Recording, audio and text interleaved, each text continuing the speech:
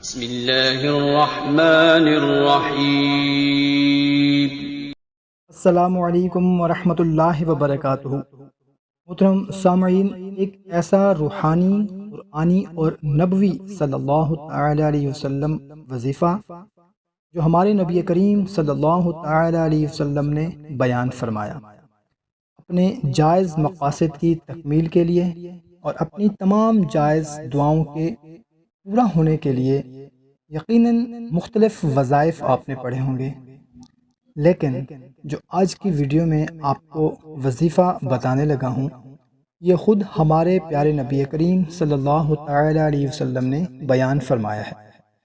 حضور نبی کریم صلی اللہ تعالی علیہ وسلم نے فرمایا کہ حضرت یونس علیہ السلام نے مچھلی کے پیٹ میں یہ کلمات کہے، پارہ نمبر 17 سورہ انبیاء کی آیت نمبر 87، جو یقیناً آپ سکرین پر دیکھ رہے ہوں گے۔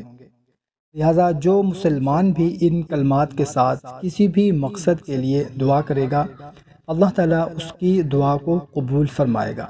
یہ آپ کسی بھی جائز حاجت، مراد، مقصد کے لیے پڑھ سکتے ہیں، یا کوئی ایسی خاص پریشانی جس کا آپ کو حل نظر نہ آ رہا ہو، اس کے لیے بھی آپ اس عمل کو کر سکتے ہیں۔